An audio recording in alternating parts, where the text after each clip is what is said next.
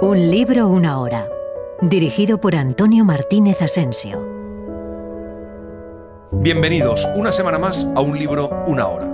Hoy vamos a contarles la muerte de Iván Ilich, de León Tolstoy. Lev Tolstoy nació en Yasnaya Poliana en 1828 y murió en la ciudad que hoy lleva su nombre el 20 de noviembre de 1910. Es el autor de Guerra y Paz, de Ana Karenina, de Resurrección, de Haji Murat. Bueno, es uno de los escritores más importantes de la literatura universal. La muerte de Iván Ilich es una novela estremecedora, profunda, pero también esclarecedora. Vamos allá. Durante una pausa en el proceso Melvinsky, en el vasto edificio de la audiencia, los miembros del tribunal y el fiscal se reunieron en el despacho de Iván Yegorovich Shvek y empezaron a hablar del célebre asunto Krasovsky. Fyodor Vasilievich declaró acaloradamente que no entraba en la jurisdicción del tribunal. Iván Yegorovich sostuvo lo contrario, en tanto que Piotr Ivanovich, que no había entrado en la discusión al principio, no tomó parte en ella y echaba una ojeada a la gaceta que acababan de entregarle. «Señores», exclamó, «Iván Ilich ha muerto». Iván Ilich ha sido colega de todos los señores allí reunidos y muy apreciado de ellos. Ha estado enfermo durante algunas semanas y de una enfermedad que se decía incurable. Todos conjeturan a quién se nombrará para ocupar la vacante. Así pues, al recibir la noticia de la muerte de Iván Ilich, lo primero en que piensan los señores reunidos en el despacho es en lo que esa muerte puede acarrear en cuanto a cambios o ascensos entre ellos o sus conocidos. Aparte de las conjeturas sobre los posibles traslados y ascensos que podrían resultar del fallecimiento de Iván Ilich, el sencillo hecho de enterarse de la muerte de un allegado suscitaba en los presentes, como siempre ocurre, una sensación de complacencia, a saber, el muerto es él, no soy yo. Cada uno de ellos pensaba o sentía, pues sí, él ha muerto, pero yo estoy vivo. Como a menudo acontece en otras obras de Tolstoy, la muerte de Iván Ilich, escrita entre 1884 y 1886, tuvo como punto de arranque un incidente en la vida real. Un magistrado del tribunal de Tula, Iván Ilich Mechnikov, había muerto de cáncer abdominal en 1881, y un hermano del difunto fue quien dio cuenta a Tolstoy de los horribles sufrimientos que habían precedido a su muerte. El relato impresionó tan vivamente a Tolstoy que al punto comenzó a imaginar una obra en la que el personaje principal fuese un juez de tribunal provincial, hombre que a la intachable probidad en su profesión agregaba en su vida personal la honradez, la afabilidad y una clara afición al bienestar físico y moral.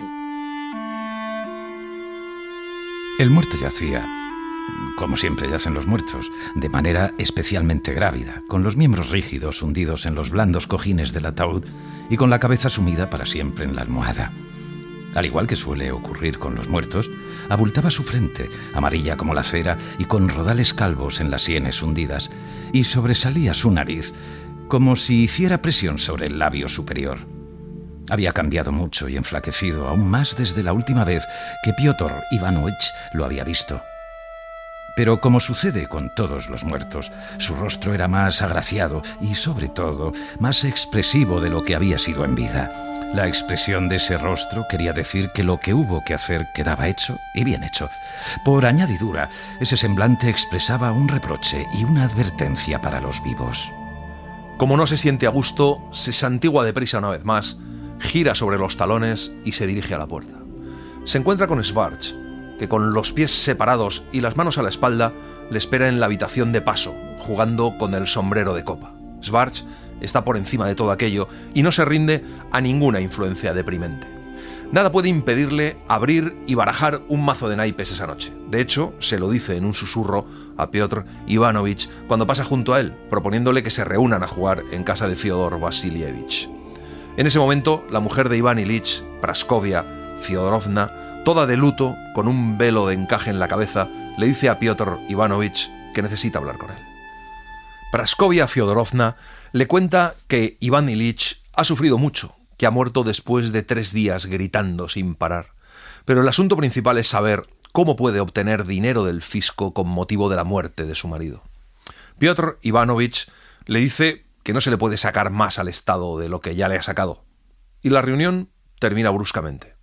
Luego comienza el oficio de difuntos. Piotr Ivanovich saluda a los dos hijos de Iván Ilich y es de los primeros en salir cuando termina. No hay nadie en la antesala. Llama a su cochero, sube a su trineo y se va a casa de Fyodor Vasilievich y llega cuando están a punto de terminar la primera mano. La historia de la vida de Iván Ilich había sido sencillísima y ordinaria, a la par que terrible en extremo. Había sido miembro del Tribunal de Justicia y había muerto a los 45 años de edad. Su padre había sido funcionario público que había servido en diversos ministerios y negociados y hecho la carrera propia de individuos que, aunque notoriamente incapaces para desempeñar cargos importantes, no pueden ser despedidos a causa de sus muchos años de servicio. Al contrario, para tales individuos se inventan cargos ficticios y sueldos nada ficticios de entre 6 y 10.000 rublos, con los cuales viven hasta una avanzada edad. Tenía 3 hijos y una hija. Iván Ilich era el segundo. El mayor sigue la misma carrera que el padre, aunque en otro ministerio. El tercer hijo es un desgraciado. Ha fracasado en varios empleos y ahora trabaja en los ferrocarriles. La hija está casada con el barón Greft, funcionario de Petersburgo, del mismo género que su suegro. Iván Ilich es le phénix de la familia, como dice la gente. No es tan frío y estirado como el hermano mayor, ni tan frenético como el menor. Es listo, vivaz, agradable y discreto. Ha estudiado en la Facultad de Derecho. En la facultad es lo que ha sido el resto de su vida, un hombre capaz, alegre, benévolo y sociable, aunque estricto en el cumplimiento de lo que considera su deber.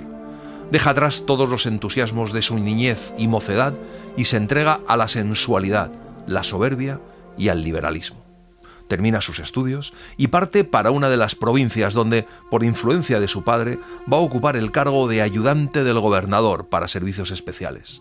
Sirve 5 años, hasta que se crean nuevas instituciones judiciales y entonces se le ofrece el cargo de juez de instrucción en otra provincia. Al cabo de 2 años de vivir en la nueva ciudad, Iván Ilich conoció a la que había de ser su esposa. Praskovia Fyodorovna Michel era la muchacha más atractiva, lista y brillante del círculo que él frecuentaba. Y entre pasatiempos y ratos de descanso de su trabajo judicial, Iván Ilich entabló relaciones ligeras y festivas con ella. Así pues, de cuando en cuando, al final de una velada, bailaba con Praskovia Fyodorovna, y fue sobre todo durante esos bailes cuando la conquistó. Ella se enamoró de él. Iván Ilich no tenía intención clara y precisa de casarse, pero cuando la muchacha se enamoró de él, se dijo a sí mismo: al fin y al cabo, ¿por qué no casarme? Praskovia Fyodorovna, de buena familia hidalga, es bastante guapa y tiene algunos bienes. Iván Ilich se casa porque siente sumo agrado en adquirir semejante esposa y a la vez lo hace porque lo considera correcto y lo consideran correcto sus más empirigotadas amistades.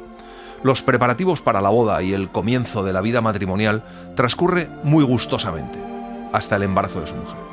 Desde los primeros meses del embarazo surge algo nuevo, inesperado, desagradable, penoso e indecoroso, imposible de comprender y de evitar. Su mujer comienza a perturbar el placer y el decoro de su vida, comienza a tener celos de él, le exige atención constante, le censura por cualquier cosa y se enzarza con él en disputas enojosas y groseras. Iván Ilich comprende que tiene que protegerse de su matrimonio y lo hace con sus funciones judiciales. Con el nacimiento de un niño, después, la necesidad de crearse una existencia fuera de la familia se hace aún más imperiosa. A medida que su mujer se volvía más irritable y exigente, Iván Ilich fue desplazando su centro de gravedad de la familia a su trabajo oficial. Se encariñaba cada vez más con ese trabajo y acabó siendo aún más ambicioso que antes. Requería de la vida familiar únicamente aquellas comodidades que, como la comida casera, el ama de casa y la cama, esa vida podía ofrecerle, y, sobre todo, el decoro en las formas externas que la opinión pública exigía. En todo lo demás buscaba deleite y contento, y quedaba agradecido cuando los encontraba. Pero si tropezaba con resistencia y refunfuño, retrocedía en el acto al mundo privativo y enclaustrado de su trabajo oficial, en el que hallaba satisfacción. Tolstói decidió redactar la obra en tercera persona, como narrador omnisciente que no solo percibe los actos visibles de su personaje, sino que bucea en la conciencia de éste y concibe la invisible y compleja trama de su íntimo ser, de su pensar, sentir y sobre todo sufrir. Con esta decisión, acertada a la par que insoslayable, Tolstói dio pie a quienes en su tiempo, sin dejar de admirarle, le acusaban de manipular en demasía a sus personajes, quienes, según esa opinión, responden no tanto a lo que pudiera intuirse plausiblemente de su armazón psíquica, como a lo que con fines más o menos catequísticos les impone su creador. Es esta una interpretación que ha cundido en ciertos sectores de la crítica moderna. Al cabo de 3 años es ascendido a ayudante del fiscal. Nacen otros hijos. Su esposa se vuelve aún más quejosa y malhumorada, pero la actitud de Iván Ilich frente a su vida familiar es una barrera impenetrable contra las regañinas de ella. Después de 7 años de servicio en esa ciudad, es trasladado a otra provincia con el cargo de fiscal. Se mudan, pero andan escasos de dinero y a su mujer no le gusta el nuevo domicilio. Aunque su sueldo supera al anterior, el coste de la vida también es mayor. Además, mueren 2 de los niños, por lo que la vida de familia le parece aún más desagradable. Quedan solo algunos infrecuentes periodos de cariño entre ellos, pero no duran mucho. Y así transcurren otros 7 años. Su hija mayor tiene ya 16, otro hijo ha muerto y solo queda el pequeño colegial, que estudia en el instituto. Así vivió Iván Ilich durante 17 años desde su casamiento. Era ya un fiscal veterano. Esperando un puesto más atrayente, había rehusado ya varios traslados cuando surgió de improviso una circunstancia desagradable que perturbó por completo el curso apacible de su vida. Esperaba que le ofrecieran el cargo de presidente de tribunal en una ciudad universitaria, pero Hoppe, de algún modo, se le había adelantado y había obtenido el puesto. Iván Ilich se irritó y empezó a quejarse y a reñir con Hoppe y sus superiores inmediatos, quienes comenzaron a tratarle con frialdad y le pasaron por alto en los nombramientos siguientes. Con el fin de ahorrar dinero, pide licencia y se va con su mujer a pasar el verano a la casa de campo del hermano de ella. En el campo, Iván Ilich, alejado de su trabajo, siente por primera vez en su vida no solo aburrimiento, sino insoportable congoja. Decide que es imposible vivir de ese modo y que es indispensable tomar una determinación.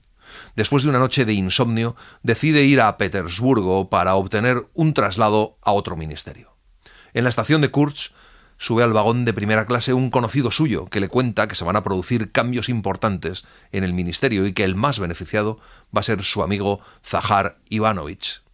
Gracias a este cambio de personal, Iván Ilich recibe inesperadamente un nombramiento en su antiguo ministerio, que le coloca a 2 grados del escalafón por encima de sus antiguos colegas, y con un sueldo de 5.000 rublos, más 3.500 de remuneración por traslado. Iván Ilich vuelve al campo más contento y feliz de lo que ha estado en mucho tiempo. Praskovia Fyodorovna también se alegró y entre ellos se concertó una tregua. Iván Ilich contó cuánto le había festejado todo el mundo en la capital. Como todos los que habían sido sus enemigos quedaban avergonzados y ahora le adulaban servilmente, cuánto le envidiaban por su nuevo nombramiento y cuánto le quería todo el mundo en Petersburgo. Praskovia Fyodorovna escuchaba todo aquello y aparentaba creerlo. No ponía peros a nada y se limitaba a hacer planes para la vida en la ciudad a la que iban a mudarse. E Iván Ilich vio regocijado que tales planes eran los suyos propios, que marido y mujer estaban de acuerdo y que tras un tropiezo su vida recobraba el legítimo y natural carácter de proceso placentero y decoroso. Iván Ilich parte solo. Encuentra un piso exquisito, como han soñado él y su mujer, con salones grandes, altos de techo y decorados al estilo antiguo. Un despacho cómodo y amplio, habitaciones para su mujer y su hija, un cuarto de estudio para su hijo. Consigue comprar barato objetos antiguos que dan a toda la instalación un carácter singularmente aristocrático. Está tan emocionado con la decoración de su casa que a menudo él mismo cambia la disposición de los muebles o vuelve a colgar las cortinas. Una vez, al trepar por una escalerilla de mano para mostrar al tapicero cómo quiere disponer los pliegues de las cortinas, pierde pie y resbala. Se da con un costado contra el tirador de la ventana. La magulladura le duele, pero se le pasa pronto. La familia, cuando llega, prorrumpe en exclamaciones de deleite a su nuevo piso. Así pues, empezaron a vivir en su nuevo domicilio, en el que cuando por fin se acomodaron, hallaron, como siempre sucede, que solo les hacía falta una habitación más. Y aunque los nuevos ingresos, como siempre sucede, les venían un poquitín cortos, cosa de 500 rublos, todo iba requete bien. Las cosas fueron especialmente bien al principio, cuando aún no estaba todo en su punto y quedaba algo por hacer. Comprar esto, encargar esto otro, cambiar aquello de sitio, ajustarlo de más allá. Aunque había algunas discrepancias entre marido y mujer, ambos estaban tan satisfechos y tenían tanto que hacer que todo aquello pasó sin broncas de consideración. Cuando ya nada quedaba por arreglar, hubo una pizca de aburrimiento, como si a ambos les faltase algo. Pero ya para entonces estaban haciendo amistades y creando rutinas, y su vida iba adquiriendo consistencia. Iván Ilich al principio está de buen humor, aunque a veces se irrita por cualquier cosa, una mancha en el mantel o en la tapicería, cualquier cordón roto de persiana, pero en general su vida transcurre como debe ser, cómoda, agradable y decorosa. El mayor deleite de Iván Ilich es organizar pequeñas comidas a las que invita a hombres y mujeres de alta posición social. En cierta ocasión dan un baile.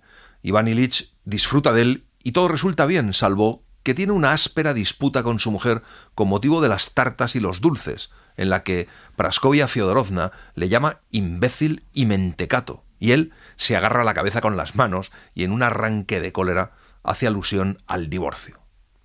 Así viven. Se han rodeado de un grupo social de alto nivel. Los jóvenes hacen la rueda a Lisa y el fiscal Petrichev, hijo de Dmitri Ivanovich Petrichev y heredero único de la fortuna de este, empieza a cortejarla. Todos disfrutaban de buena salud, porque no podía llamarse indisposición el que Iván Ilich dijera a veces que tenía un raro sabor de boca y un ligero malestar en el lado izquierdo del estómago.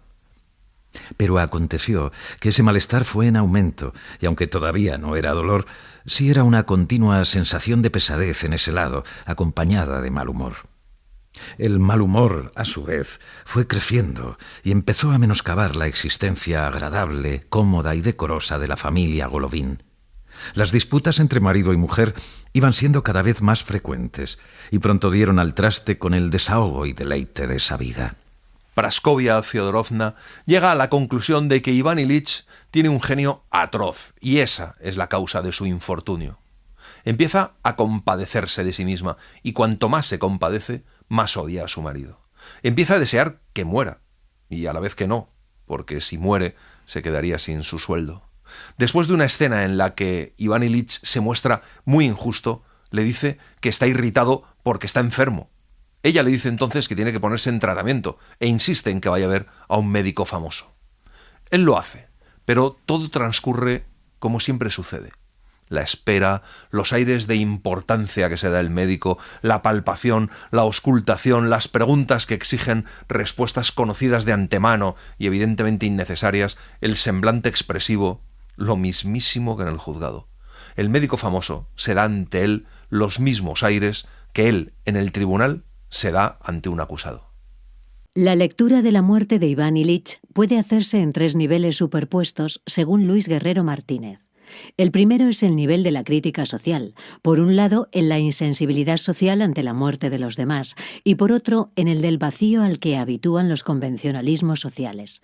Un segundo nivel es el existencial ante la proximidad de la muerte. Y el tercer nivel se articula con lo que formularía Ludwig Wittgenstein en su Tractatus Logico-Philosophicus. La muerte no es ningún acontecimiento de la vida. La muerte no se vive.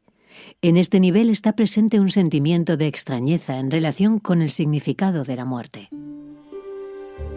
Iván Ilich salió despacio. Se sentó angustiado en su trineo y volvió a casa.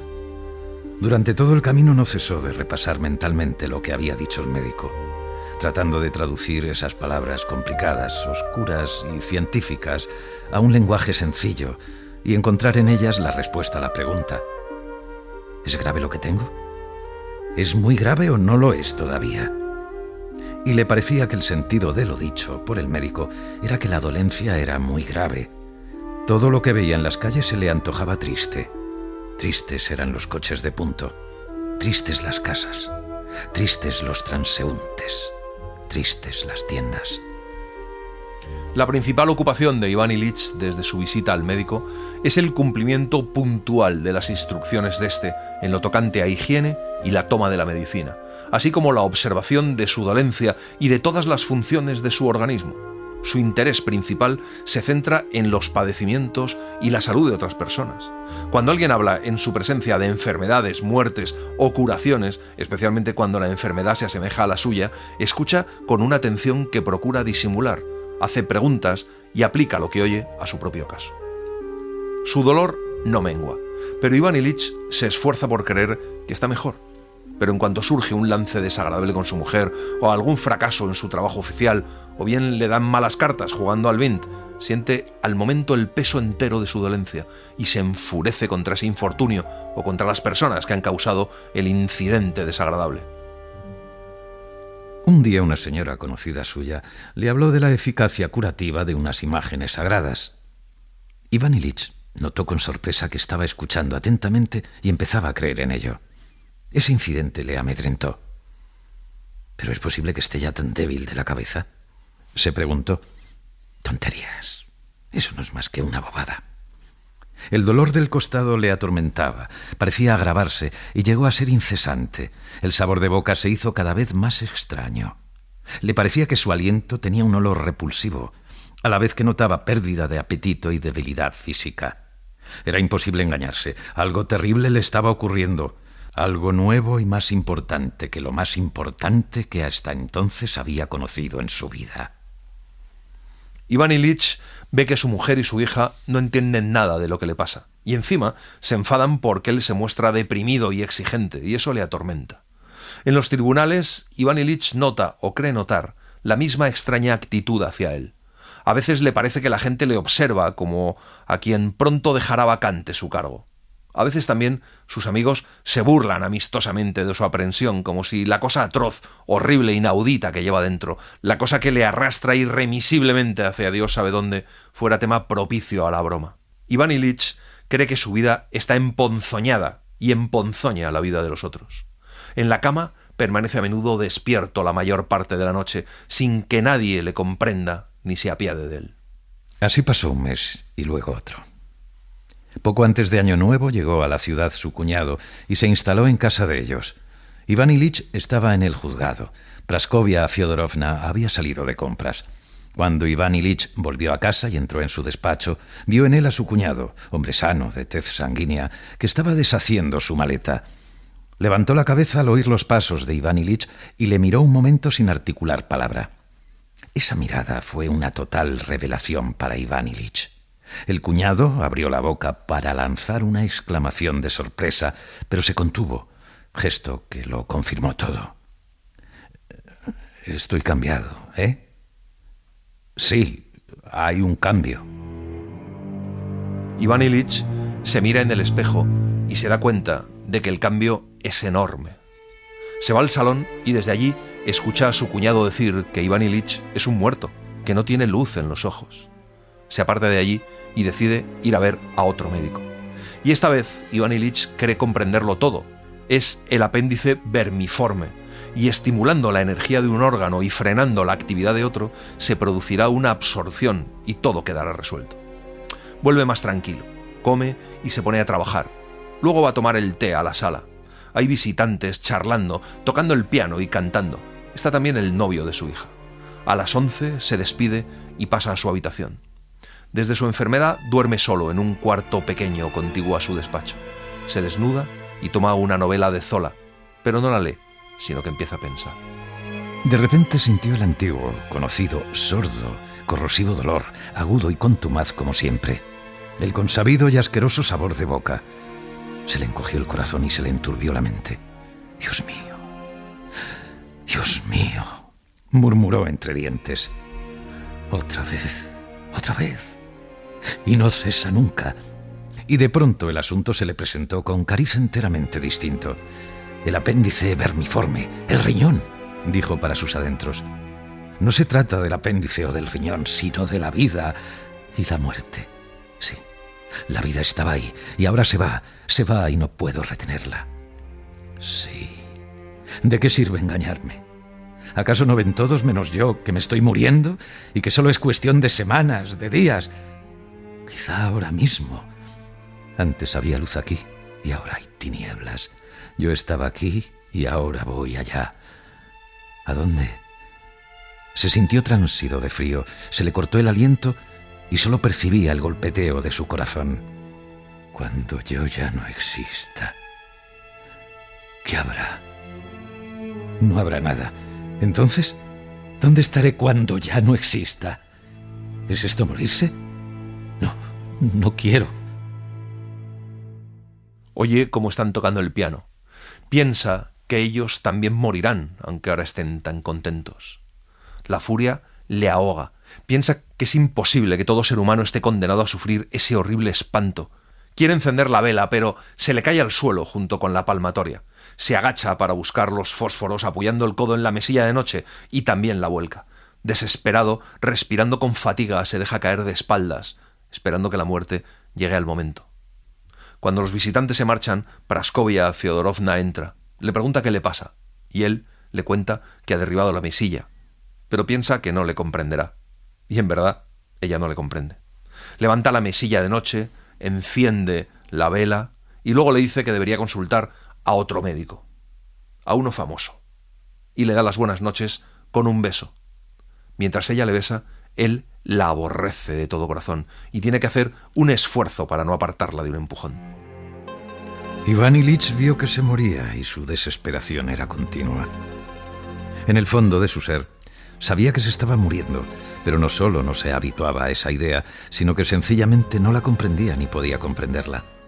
Y para librarse de esa situación, Iván Ilich buscaba consuelo ocultándose tras otras pantallas, y en efecto halló nuevas pantallas que durante breve tiempo parecían salvarle, pero que muy pronto se vinieron abajo, o mejor dicho, se tornaron transparentes, como si aquello las penetrase y nada pudiese ponerle coto. Se dedica a organizar hasta el mínimo detalle la sala que él mismo había arreglado, la sala en la que había tenido la caída. Cambia las cosas de sitio y su mujer y su hija le regañan, discuten con él porque no están de acuerdo con los cambios. Él se enfada, pero eso está bien porque mientras tanto no se acuerda de aquello. Aquello es invisible. Pero de pronto aquello aparece a través de la pantalla y él lo ve. Es una aparición momentánea y él espera que se esfume, pero sin querer presta atención a su costado. Está ahí continuamente, royendo como siempre, y ya no puede olvidarse de aquello que le mira abiertamente desde detrás de las plantas. Imposible es contar cómo ocurrió la cosa, porque vino paso a paso, insensiblemente. Pero en el tercer mes de la enfermedad de Iván Ilich, su mujer, su hija, su hijo, los conocidos de la familia, la servidumbre, los médicos y sobre todo él mismo, se dieron cuenta de que el único interés que mostraba consistía en si dejaría pronto vacante su cargo, libraría a los demás de las molestias que su presencia les causaba y se libraría a sí mismo de sus padecimientos. Cada vez dormía menos. Le daban opio y empezaron a ponerle inyecciones de morfina, pero ello no le paliaba el dolor. La sorda congoja que sentía durante la somnolencia le sirvió de alivio solo al principio, como cosa nueva, pero luego llegó a ser tan torturante como el dolor mismo, o aún más que este. Enrique Gavilán señala que la duda existencial fue la que debió impulsar a Lev Tolstoy a escribir La muerte de Iván Ilich, cuyo protagonista se torturaba en su lecho de muerte mientras alcanzaba la respuesta a la pregunta que desde hacía semanas le corroía la mente y el cuerpo. ¿Cabe la posibilidad de que no haya vivido como debiera haberlo hecho? Tolstoy no narró en esta novela su propia muerte, que aconteció un cuarto de siglo después, pero sí su vacío interior. Las reflexiones que acompañaron el desarrollo de esta novela le hicieron cambiar de vida hacia una existencia más espiritual y más reflexiva. Ya octogenario, Lev tenía claro que hago lo que un viejo de mi edad acostumbra, apartarse de la vida mundana para pasar los últimos días de mi vida en soledad y tranquilidad. Pero las dudas le persiguieron toda su vida, y cuando se acercaba a su propia muerte, Tolstoy al parecer volvió a sucumbir. No entiendo qué se supone que he de hacer. El médico le prescribe una alimentación especial, pero también esta le resulta cada vez más insulsa y repulsiva. Las evacuaciones son un tormento para él, el tormento de la inmundicia, la indignidad y el olor. así como el de saber que otra persona tiene que participar en ello. Pero, paradójicamente, es en esta desagradable función donde Iván Ilich halla un día consuelo. Gerasim, el ayudante del mayordomo, es el que siempre viene a llevárselo todo. Es un campesino joven, limpio y lozano, siempre alegre y espabilado. En una ocasión, Iván Ilich, al levantarse del orinal, siente que no tiene fuerza bastante para subirse el pantalón y se desploma sobre un sillón. Mira con horror sus muslos desnudos y enjutos, perfilados por músculos impotentes. Cuando entra Gerasim, Iván Ilich le llama y le pide que le levante. Gerasim lo hace, le sube los pantalones y le lleva en vilo al sofá. Iván Ilich se siente muy cómodo con él y le dice que como más a gusto está es cuando Gerasim le tiene los pies en alto. Iván Ilich dijo a Gerasim que se sentara y le tuviera los pies levantados y empezó a hablar con él. Y cosa rara, le parecía sentirse mejor mientras Gerasim le tenía levantadas las piernas. A partir de entonces, Iván Ilich llamaba de vez en cuando a Gerasim, le ponía las piernas sobre los hombros y gustaba de hablar con él. Gerasim hacía todo ello con tiento y sencillez y de tan buena gana y con tan notable afabilidad que conmovía a su amo. La salud, la fuerza y la vitalidad de otras personas ofendían a Iván Ilich. Únicamente la energía y la vitalidad de Gerasim no le mortificaban. Al contrario, le servían de alivio. En realidad, lo que más atormenta a Iván Ilich es que todos acepten que él no está muriéndose, sino que solo está enfermo y que basta con que se mantenga tranquilo y se atenga a su tratamiento para que se ponga bien del todo. Él sabe, sin embargo, que hagan lo que hagan, nada resultará de ello, salvo padecimientos aún más agudos y la muerte. Nadie se compadece de él porque nadie quiere siquiera hacerse cargo de su situación. Solo Gerasim, y por eso Iván Ilich se siente a gusto solo con él. Gerasim pasa a veces la noche entera sosteniéndole las piernas, sin querer ir a acostarse, diciéndole que no se preocupe, que dormirá más tarde. Es el único que comprende cómo van las cosas y que no es necesario ocultarlas, sino sencillamente tener lástima a su débil y demacrado señor. Incluso un día le dice que todos tenemos que morir, expresando así que no considera oneroso su esfuerzo porque lo hace por un moribundo y espera que alguien haga lo propio por él cuando llegue su hora. Lo que más torturaba a Iván Ilich era que nadie se compadeciese de él como él quería. En algunos instantes, después de prolongados sufrimientos, lo que más anhelaba, aunque le habría dado vergüenza confesarlo, era que alguien le tuviese lástima como se le tiene lástima a un niño enfermo. Quería que le acariciaran, que le besaran, que lloraran por él, como se acaricia y consuela a los niños. Sabía que era un alto funcionario, que su barba encanecía y que, por consiguiente, ese deseo era imposible. Pero no obstante ansiaba todo eso, y en sus relaciones con Gerasim había algo semejante a ello, por lo que esas relaciones le servían de alivio. Iván Ilich quería llorar, quería que le mimaran y lloraran por él. Los días se suceden siempre igual, con el dolor acerado, torturante que no cesa un momento. La conciencia de una vida que se escapa inexorablemente, pero que no se extingue. La proximidad de esa horrible y odiosa muerte, única realidad. Cuando los criados vienen a arreglar la habitación, piensa que solo les estorba, que él es la suciedad y el desorden. Descansando de vez en cuando, se lava las manos, la cara, se limpia los dientes, se peina y se mira en el espejo. Le horroriza ver cómo el pelo se le pega lacio a la frente pálida. Cuando le cambian de camisa se da cuenta de que será mayor su horror si ve su cuerpo, por lo que no lo mira. Por fin acaba aquello. Se pone la bata, se arropa en una manta y se sienta en el sillón para tomar el té. Durante un momento se sintió más fresco, pero tan pronto como empezó a sorber el té, volvió el mismo mal sabor y el mismo dolor. Concluyó con dificultad de beberse el té, se acostó estirando las piernas y despidió a Piotr. Siempre lo mismo. De pronto brilla una chispa de esperanza. Luego se encrespa furioso un mar de desesperación. Y siempre dolor, siempre congoja y siempre lo mismo. Cuando quedaba solo y horriblemente angustiado, sentía el deseo de llamar a alguien, pero sabía de antemano que delante de otros sería peor. Otra dosis de morfina y perder el conocimiento. Le diré al médico que piense en otra cosa. Es imposible seguir así. Viene el médico. fresco, animoso, rollizo, alegre y con ese aspecto que parece decir que va a remediar el problema sobre la marcha. Primero hablan del tiempo, de la helada que ha caído. Iván Ilich le mira como preguntando si no se avergüenza nunca de mentir. Le dice que está tan atrozmente como siempre, que el dolor no se le quita ni se le calma. El médico contesta que los enfermos son siempre lo mismo y empieza con semblante serio a reconocer al enfermo, a tomarle el pulso y la temperatura y luego a palparle y a auscultarle. Iván Ilich sabe plena y firmemente que todo eso es una tontería y pura falsedad, pero cuando el médico, arrodillándose, se inclina sobre él, aplicando el oído primero más arriba, luego más abajo y con gesto significativo hace por encima de él varios movimientos gimnásticos, el enfermo se somete a ello como antes solía someterse a los discursos de los abogados, aun sabiendo perfectamente que todos ellos mentían y por qué mentían. Entonces entra Praskovia Fyodorovna. Iván Ilich la mira. La examina de pies a cabeza, echándole mentalmente en cara lo blanco, limpio y rollizo de sus brazos y su cuello, lo lustroso de sus cabellos y lo brillante de sus ojos llenos de vida. La detesta con toda el alma, y el arrebato de odio que siente por ella le hace sufrir cuando ella le toca. Su actitud respecto a él y su enfermedad sigue siendo la misma.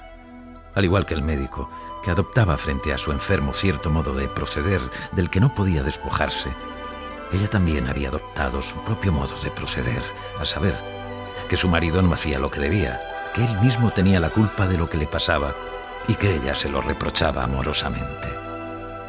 Praskovia Fyodorovna le dice a Iván Ilich que ha mandado hoy a por un médico célebre que vendrá a reconocerle. Llega a las 11:30. Una vez más empieza la auscultación y, bien ante el enfermo o en otra habitación, comienzan las conversaciones significativas acerca del riñón y el apéndice y las preguntas y respuestas, con tal aire de suficiencia que, de nuevo, en vez de la pregunta real sobre la vida y la muerte, que es la única con la que Iván Ilich ahora se enfrenta, de lo que hablan es de que el riñón y el apéndice no funcionan correctamente. El médico célebre se despide con cara seria, pero no exenta de esperanza, y a la tímida pregunta que le hace Iván Ilich, levantando hacia él ojos brillantes de pavor y esperanza, contesta que hay posibilidades de restablecimiento, aunque no puede asegurarlo. La mirada de esperanza con la que Iván Ilich acompañó al médico en su salida fue tan conmovedora que al verla, Praskovia Fyodorovna hasta rompió a llorar cuando salió de la habitación con el médico para entregarle sus honorarios.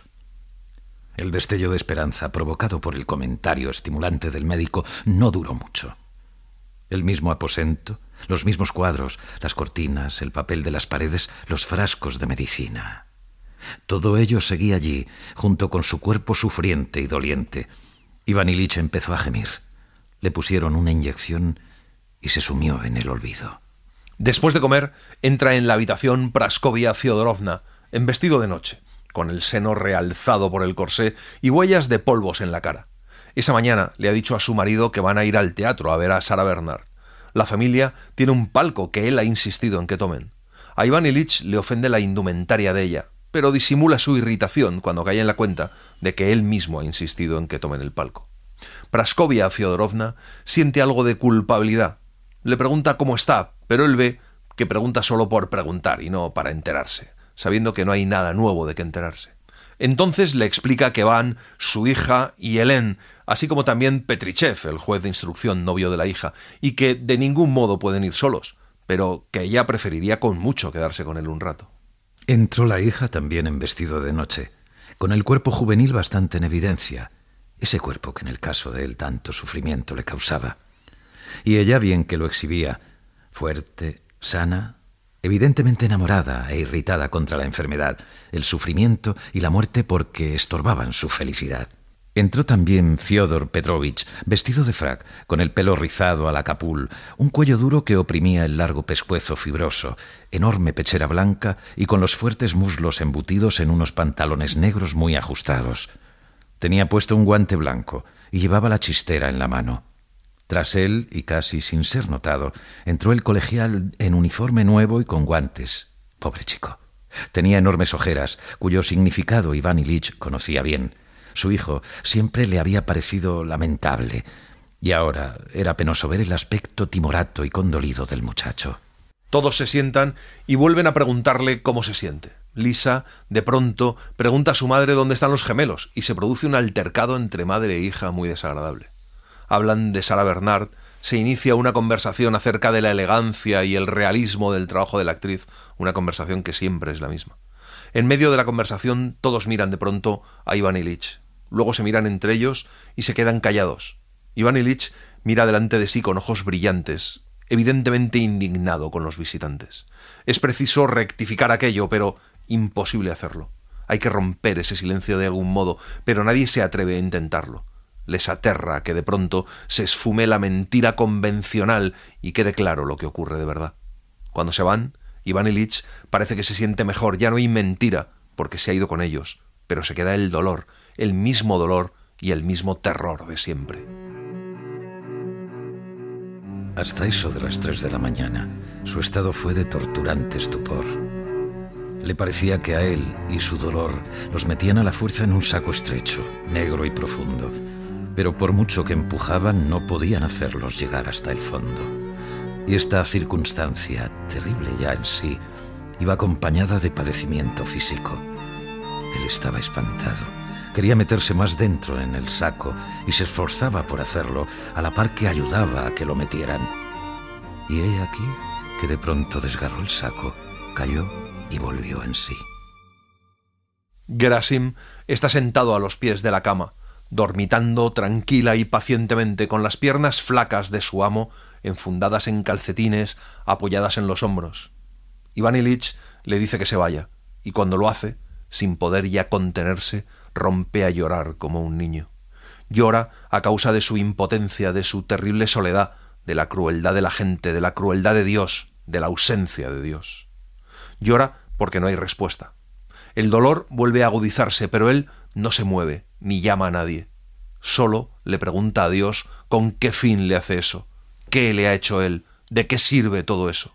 Luego se calma, y no solo deja de llorar, sino que retiene el aliento y todo él se pone a escuchar, pero es como si escuchara la voz de su alma, el curso de sus pensamientos. ¿Qué es lo que quieres? Fue el primer concepto claro que oyó, el primero capaz de traducirse en palabras. ¿Qué es lo que quieres? ¿Qué es lo que quieres? Se repitió a sí mismo. ¿Qué quiero? Quiero no sufrir. Vivir, se contestó, y volvió a escuchar con atención tan reconcentrada que ni siquiera el dolor le distrajo. ¿Vivir? ¿Cómo vivir?, preguntó la voz del alma. Sí, vivir como viví antes, bien y agradablemente.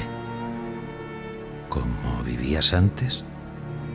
¿Bien y agradablemente?, preguntó la voz, y él empezó a repasar en su magín los mejores momentos de su vida agradable. Pero ninguno de los mejores momentos de su vida agradable le parecen ahora lo que le parecieron entonces. Ninguno de ellos, salvo los primeros recuerdos de su infancia. Cuanto más se aleja de la infancia, más triviales y dudosos son esos alborozos. La facultad de Derecho, donde aún había algo verdaderamente bueno. Más tarde, cuando en el primer periodo de su carrera estaba al servicio del gobernador, también hubo momentos agradables. Su casamiento, un suceso imprevisto y un desengaño, el mal olor de boca de su mujer, la sensualidad y la hipocresía, y ese cargo mortífero y esas preocupaciones por el dinero, y así un año y otro y 10 y 20 y siempre lo mismo. Y ahora todo ha terminado, piensa, y a morir. No puede ser que la vida sea tan absurda y mezquina. Porque si efectivamente es tan absurda y mezquina, ¿por qué habré de morir? Y morir con tanto sufrimiento. Hay algo que no está bien. Quizá haya vivido como no debía, se le ocurrió de pronto. Pero ¿cómo es posible cuando lo hacía todo como era menester? Se contestó a sí mismo y al momento apartó de sí, como algo totalmente imposible, esta única explicación de todos los enigmas de la vida y la muerte. Entonces, ¿qué quieres ahora? ¿Vivir? ¿Vivir cómo? Vivir como vivías en los tribunales cuando el ujier del juzgado anunciaba: «Llega el juez, llega el juez, llega el juez». Se repetía a sí mismo: «Aquí está ya. Pero si no soy culpable», exclamó enojado. «¿Por qué?». Y dejó de llorar, pero volviéndose de cara a la pared, siguió haciéndose la misma y única pregunta: ¿por qué? ¿A qué viene todo este horror? El intolerable dolor físico y la espeluznante intuición de la muerte cercana empuja a Iván Ilich a un ilmisericorde examen de conciencia, a revisar en un gradual regreso mental a su infancia las diversas etapas de su vida.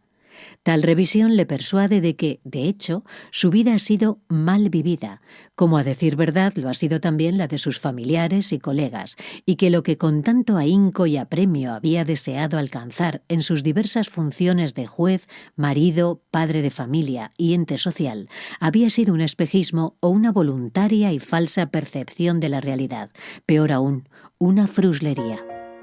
Pasan otros 15 días. Iván Ilich ya no se levanta del sofá.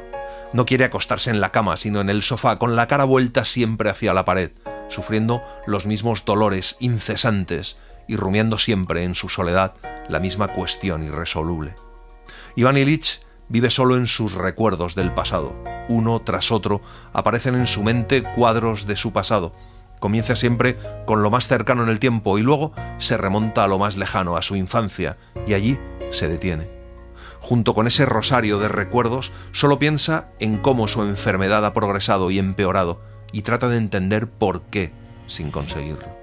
Así pasaron otros 15 días, durante los cuales sucedió algo que Iván Ilich y su mujer venían deseando. Petritschev hizo una petición de mano en debida forma. Ello ocurrió ya entrada una noche. Al día siguiente, Praskovia Fyodorovna fue a ver a su marido, pensando en cuál sería el mejor modo de hacérselo saber, pero esa misma noche había habido otro cambio, un empeoramiento en el estado de éste. Praskovia Fyodorovna le halló en el sofá, pero en postura diferente. Yacía de espaldas, gimiendo y mirando fijamente delante de sí.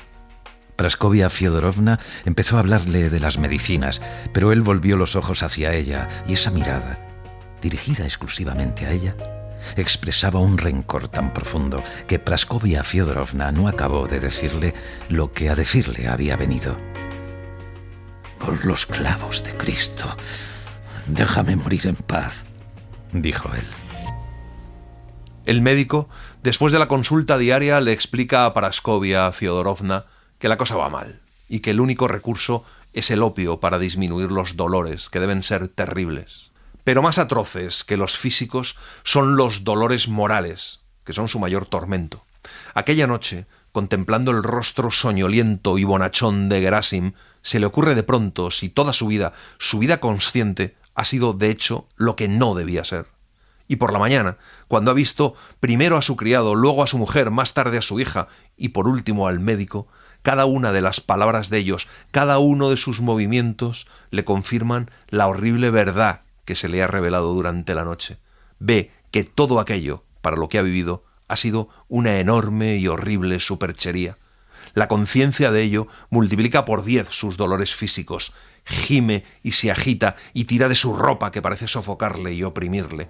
Los odia a todos, le dan una dosis grande de opio y pierde el conocimiento.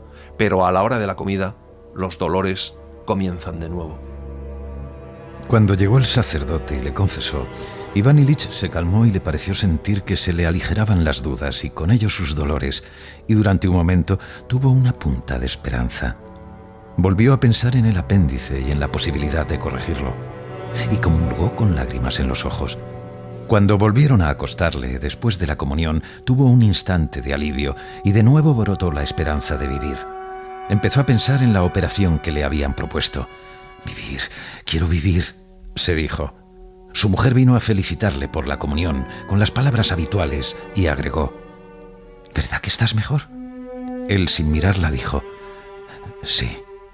Pero cuando se fija en el vestido, en el talle, la expresión de su cara, el timbre de su voz, vuelve a pensar que todo lo que ha vivido y sigue viviendo es mentira, y entonces se disparan de nuevo su rencor y sus dolores físicos, y con ellos la conciencia del fin próximo e ineludible.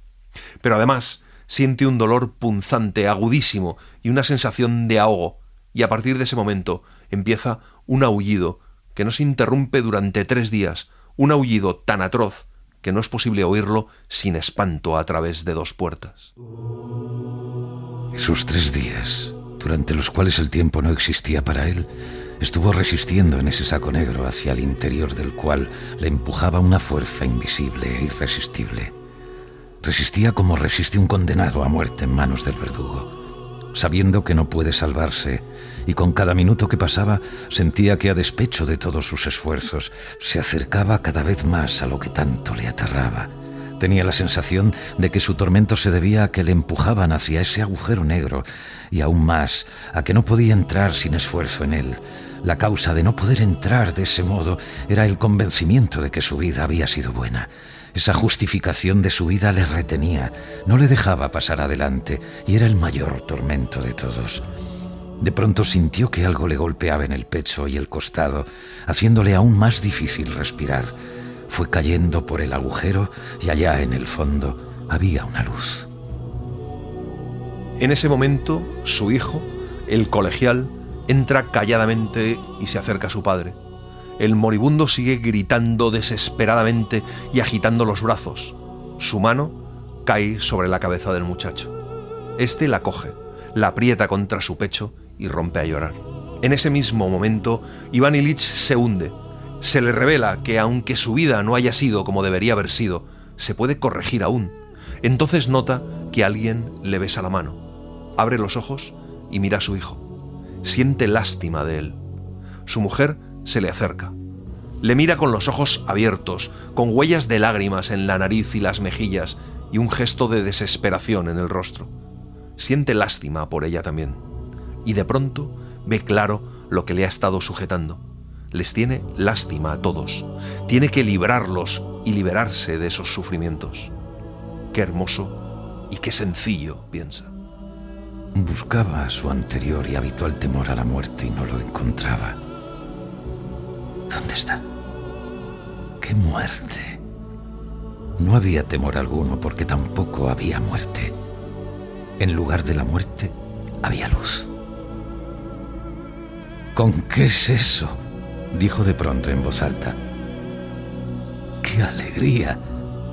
Para él, todo esto ocurrió en un solo instante, y el significado de ese instante no se alteró. Para los presentes, la agonía continuó durante 2 horas más. Algo borbollaba en su pecho. Su cuerpo extenuado se crispó bruscamente. Luego el borbolleo y el estertor se hicieron menos frecuentes. «Este es el fin», dijo alguien a su lado. Él oyó estas palabras y las repitió en su alma. «Este es el fin de la muerte», se dijo. La muerte ya no existe. Tomó un sorbo de aire, se detuvo en medio de un suspiro, dio una sacudida y murió.